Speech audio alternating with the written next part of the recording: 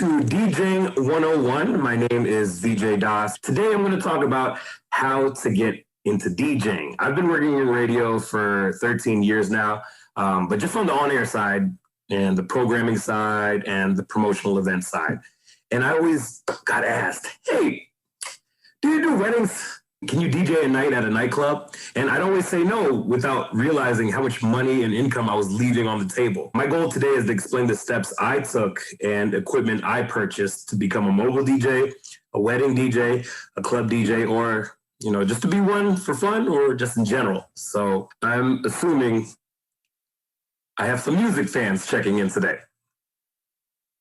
Awesome. What are some of your favorite genres?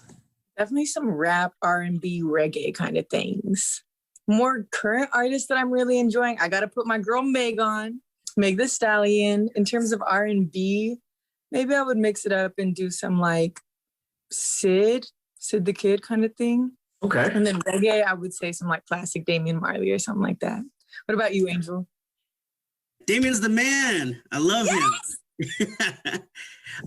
For me, I'm a little of everywhere. So I love hip hop. I love like Afro beats. I've been really getting into like some Afro beats, some dancehall. I've been really into like some Moomba tones, some more like electronic and like reggaeton mixed together, and some trap. So I'm kind of everywhere, but I love it all, and I really include that in all my sets. Yes, all music influence. Nice. Tina, what was the first album you ever listened to or purchased? Discovery by Daft Punk from Walmart. Because I saw the first four parts from Interstellar 5555 on Toonami on Cartoon Network. It was like, I need this album. And then the second one I bought was Measure of a Man by Clay Aiken. But we don't need to go into why I bought Clay Aiken. It's all about the story. Okay, I spent like 3 years super obsessed with the dude after watching him lose on American Idol. Like, I held up the tacky levels, okay? Like, I had a shrine on my window with like pictures of him I drew, and like a Christmas card I got sent from him because I donated to his foundation. Like, it was bad. It was so bad. Fan fiction, like, you name it, I probably did it. A few years ago, I want to say Clay Aiken performed at the Nampa Civic Center, and I'm just really bummed that was a missed opportunity to see your favorite artist. I didn't even know. But I also grew up listening to a lot of like Eurobeat because of playing Dance Dance Revolution competitively. Like, I was third best in the state of Idaho for standard level playing. So I just would listen to the soundtracks and then memorize the steps to the soundtracks. Like, I was a little obsessed. Love it. Win money. Oh, I love these stories. I love hearing about everyone's music taste. I have an older cousin who's 12 years older than me. And whenever I would go to her house, I would listen to all of her rap cassettes. The first album I listened to was Snoop Dogg Doggy Style, and then I was hooked. My cousins, we would play this game, and I think, your family, especially your close family, older relatives, they shape your personality and your music taste. We used to play this game growing up when I was like in middle school. They would play a current song. Majority of the time it was a hip hop song, and they would say, name the sample. For example, Nelly Hot in Here. They'd be like, who's the original? And I'm like, Chuck Brown Bustin' Loose. And then, we just quiz each other, LL Cool J, he has one song, and it samples, Angel, you might know this, My Jamaican Guy, which is a huge dancehall hit. So we would play these games, and that was a big influence on me. Okay, I want to know from everyone, how many songs do you have on your phone or laptop right now? Angel, you're excluded. Okay, I was going to be like, I got to look at my phone right now, man. I got too much. I want to know from Nisha and Tina, how many songs do you have on your phone or laptop? Probably 1,000-ish. I know I have like every single album of like 2 different bands that I'm friends with, every DDR song, all of Earth, Wind, and Fire. Like, I just basically was like, oh, you have all these music files, bro? Give me them on a flash drive. And I just transferred whatever my older brother had. So I have so much music that I probably haven't listened to in a while. So I feel I'm in a similar boat. I think I maybe have just over 2,000 on my Spotify that's saved, but it's also mad funny because I'll go through them sometimes and I have one song saved like 4 or 5 times and I'm like, whoa, chill. Like, you get it. So 2,000 and some, but probably about like 1,500. Awesome. That's a lot of music. That's actually an issue probably for Angel and I, having a lot of repeats.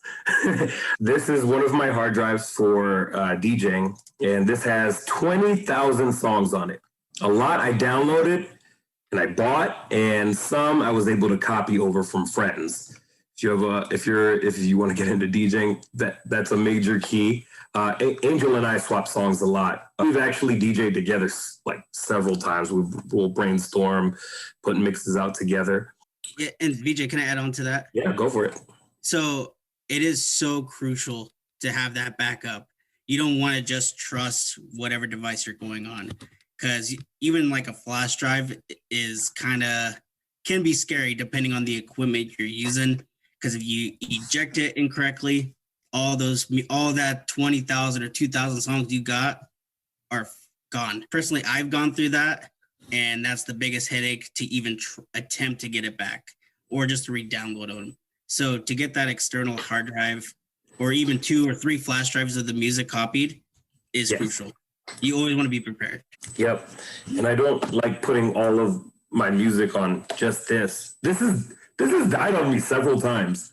So I actually just got a backup one. But that's one thing I've had to focus on, loading up every single genre. One thing that's gotten me more gigs is I don't play what I only listen to. Working in radio, I'm a big fan of all genres. I would say I lean more hip hop, funk, pop, EDM. I've done events where the music is predominantly classic rock, mostly country.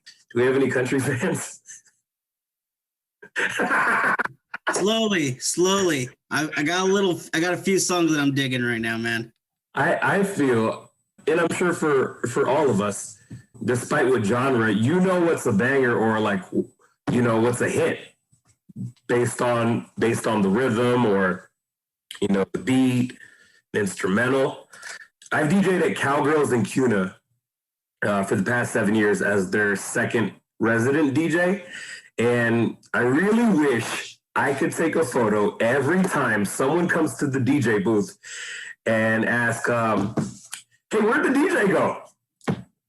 And there's been times where I'm like, oh, they went to the bathroom, but they'll be back. But let me know what you want to hear.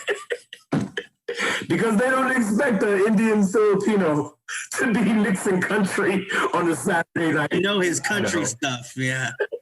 But I am super comfortable now DJing an entire night of country music. Sometimes they'll quiz me and I'm like, yeah, I got that, Yeah, okay. Oh, good request. Like, that's a hit. I don't discriminate on genres. Like I said earlier, my joy from DJing comes from people making people dance, have fun, and sort of be that escape.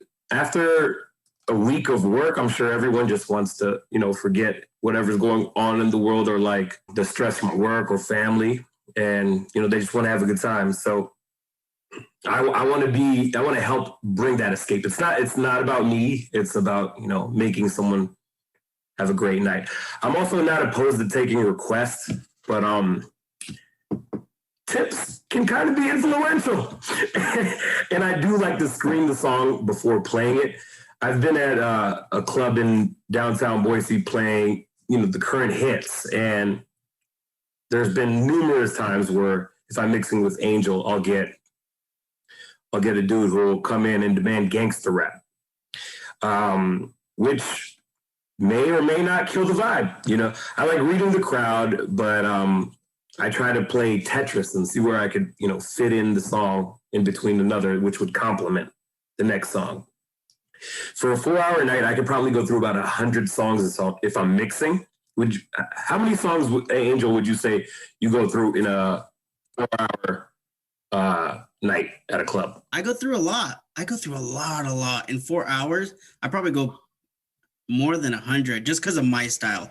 Because I'm more really fast. I'm more verse, chorus, change the song. You want to keep it moving. You want to keep the energy going. So, yeah, I don't know the number exactly, but I know it's more than 100. Yeah, that's what I would say for me as well.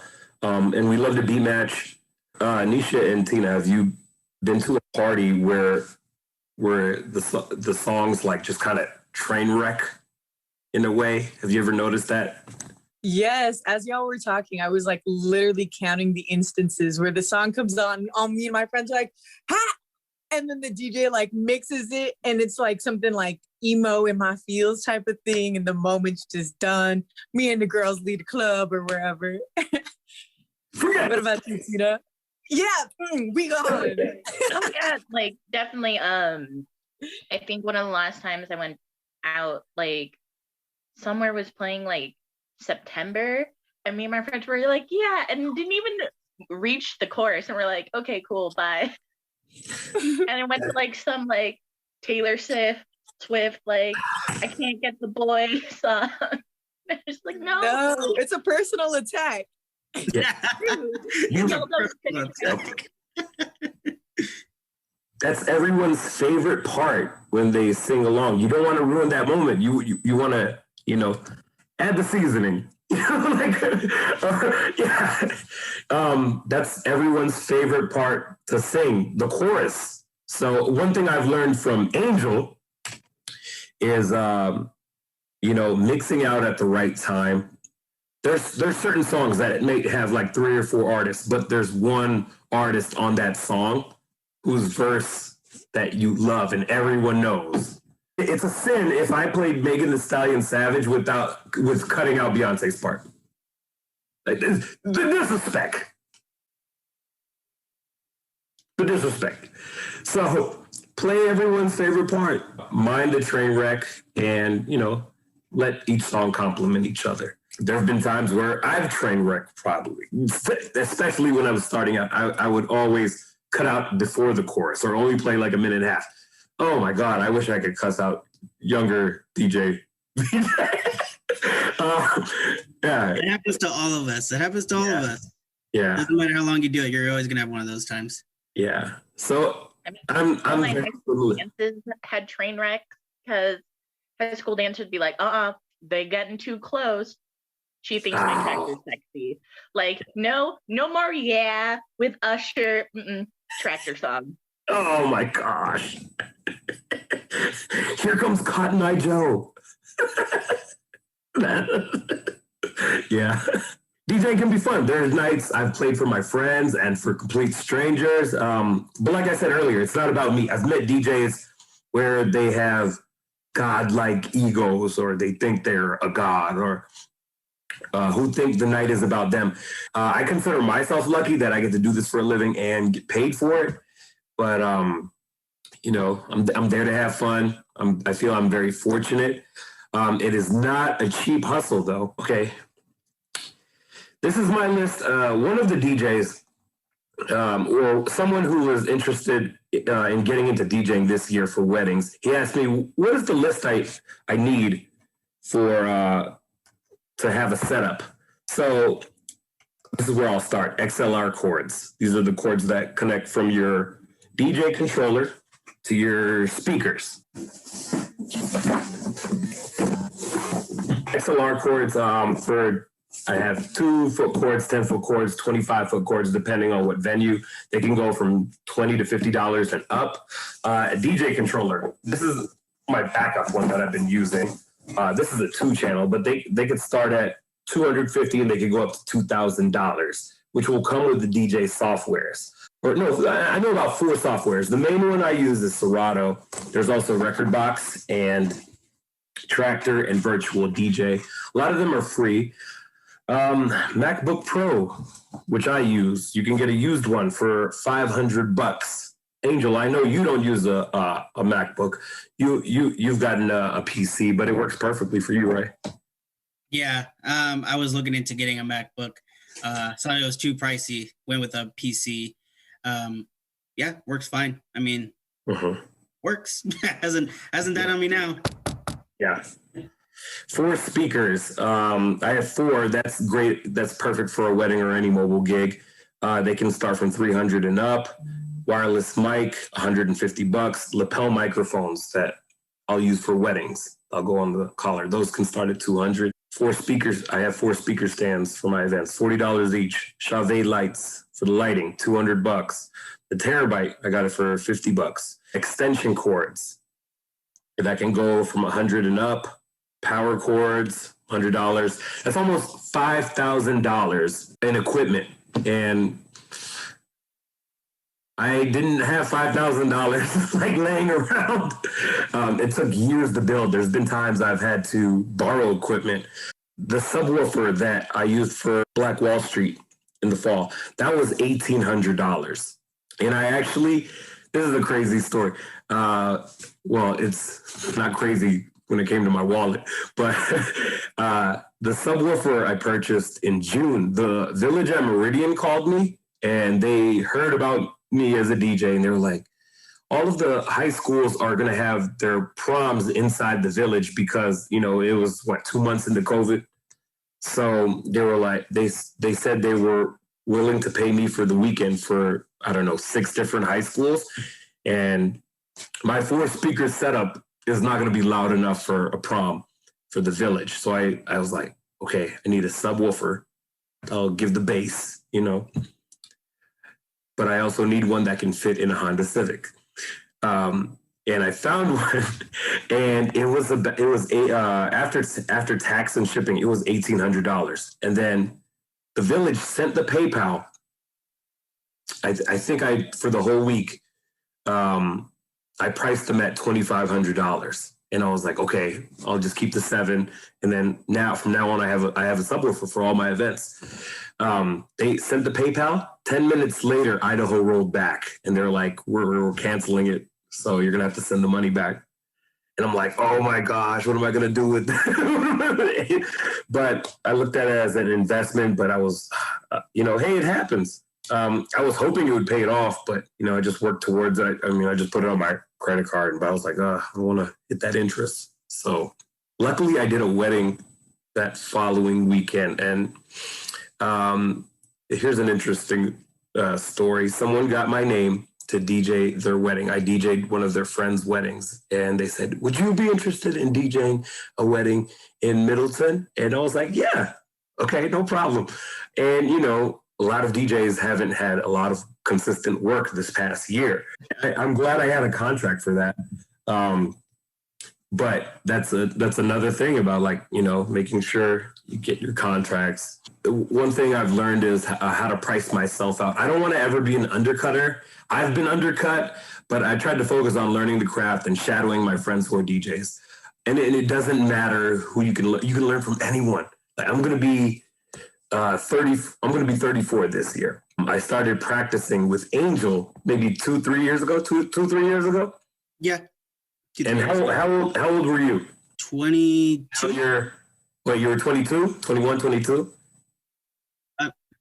I was 22 when I was teaching you, 22 when I was teaching you. Now I'm 24. You can learn from anyone, no matter age. I'm very fortunate and lucky that I got to learn from, and he's younger than me, but that doesn't mean you can't learn from anyone. Exactly. I've got to say, you've helped me become a much better DJ. So I just want to say thank you. So, of course, man, they were fun. We had fun. And we were doing it just for the passion of putting together mixes. We would put together. We initially started doing Twerkin' Tuesday mixes, and we would just play what songs we wanted. Songs we wanted, because there are venues. If you're DJing at a nightclub, they'll tell you what to play or what not to play. And luckily for us, the club that we DJ'd on Friday nights, Karma, they were pretty open, but sometimes they were like, okay, slow, not really tell us what to play, but Like You more go for like the energy. sometimes both of us lean hip hop, so they don't want it to only be hip hop. Like it's the manager, who's now one of the owners. He wanted it to be, you know, in a way inclusive to everyone, like where you could hear any type of genre. You know, we've gotten away playing funk there. You know, Yeah. starting out, I've always treated DJing as when I was starting out as an internship. I don't see myself in competition with anyone, and I would never maliciously try to like take anyone's gig. But one thing that I've learned to love is putting on my own events. You know, I don't have to be at a nightclub, or we can run out somewhere and throw our own party. Pre-pandemic, maybe a month before the pandemic. Do you know where the AE Playhouse is? Nisha or Tina? Angel, do you know where the Playhouse is on Fairview? No, I don't, but it sounds. Oh wait, no, I do. It used to be like a tennis or golf shop or something. I don't think so. It's a venue space. I felt like a random musical using only one dude's type of music there. Mm-hmm. It's a venue space. They actually used to hold open mics there on maybe Mondays, but it was going back to like the comedy workshop we did last month. They were strictly PG-13, that open mic, on the side note. But the AE Playhouse, maybe 1 month before the pandemic, there was an Afrobeats party there, put on by. Did you know that there's an African radio station in Boise? What? Yeah. What station? I have to find it, but there is an African radio station here. There's obviously so many different countries, but Nisha, you pointed this out to me once. Music and food brings people together. So, you know, despite the many different countries that are in Africa, the African radio station put on this party, and it was packed, and like the vibe in there was amazing.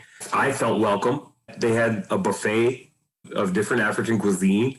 It was an amazing night, and on a Saturday night, I went in there and I was like, oh, I'll check it out and maybe head downtown. No, I stayed the whole night because it was amazing. The fact that they put on their own event, they didn't need, you know, a nightclub to say, oh, you can't only play this genre or that. Like, that's what I love about this. You can do your own stuff. I'd like to talk about weddings. For a wedding, I started out low because I wasn't very experienced.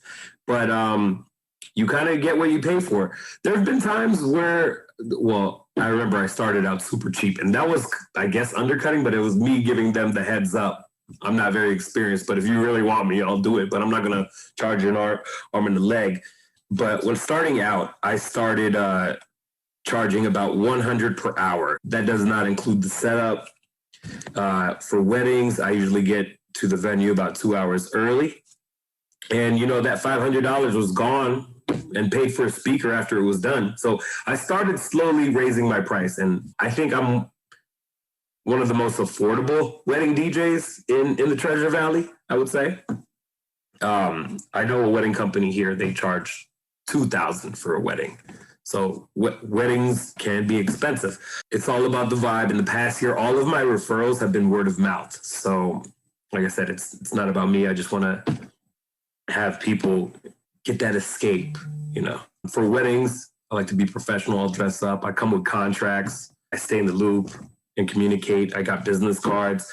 Some couples or businesses ask where they can hear my sound, and I've actually created a SoundCloud account where I have all my mixes up. And the last mix I actually put up was country. But a lot of the mixes that Angel and I have put together, or the ones we've done separately, they're on SoundCloud. And I always tell my friends, if you want to hear my mixes, or if you're going to the gym, put on my mix, you know? I mean, it's a passion project, but it's also like part of my portfolio. Putting together a mix is always fun. I have about 20, 30 mixes up there. They're all like 30, 40 minutes. I spend an hour before going over the songs, before I actually start mixing in my living room. My neighbors probably aren't the biggest fans of it, but I try to keep it down. Some DJs shy away from social media, but I like to use it as a tool to market myself. My mixes have gotten plays and places would be calling. I think radio helps a lot, but I still think, this is valuable.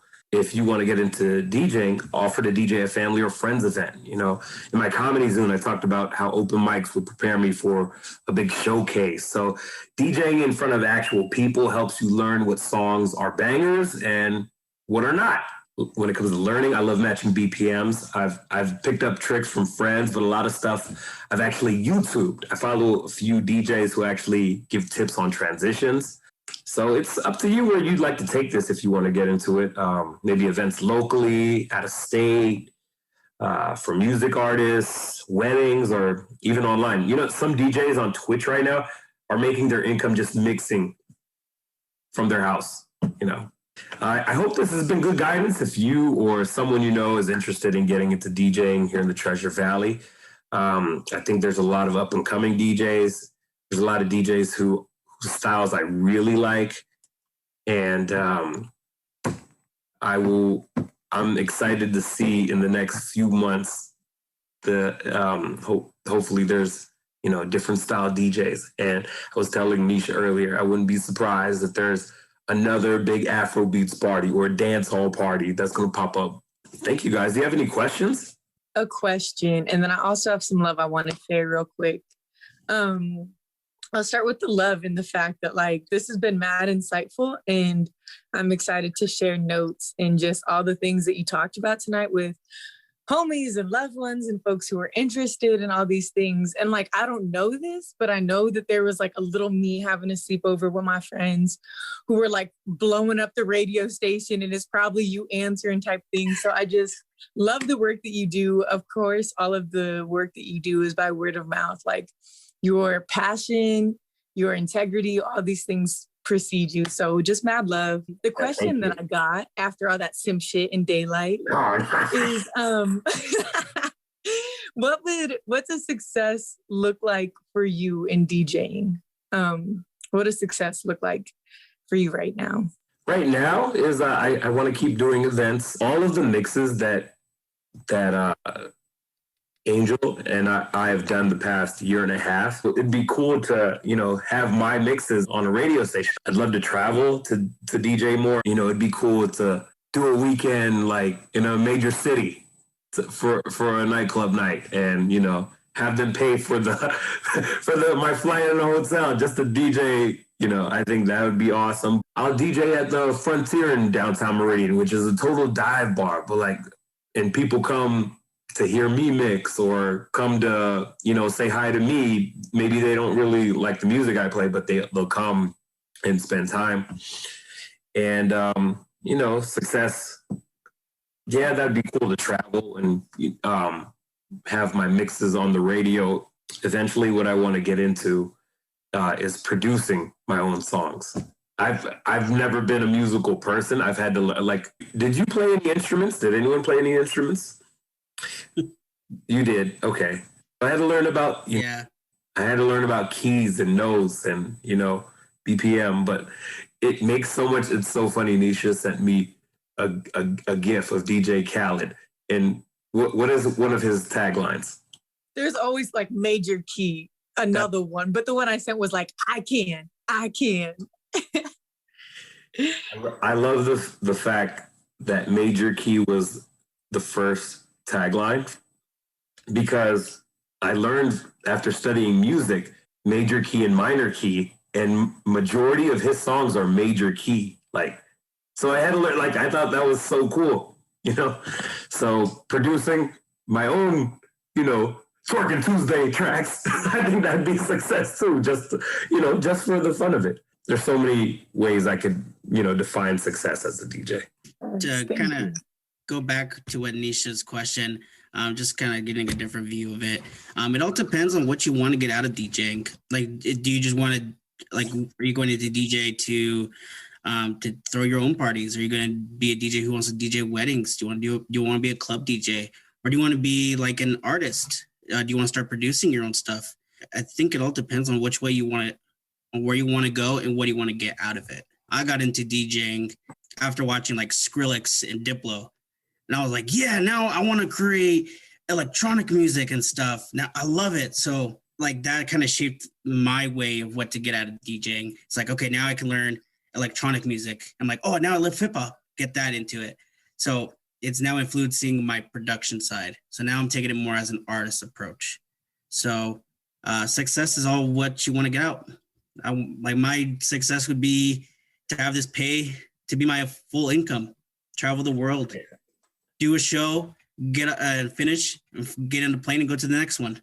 I love it. I'm sure we all eventually want our passions to become our main income. We've all had jobs that we've hated, or hoping for the best. I wish everyone success in finding your passion and being able to live off of it, whether it's community work, comedy, DJing, am I pronouncing kinesiology? Kinesiology.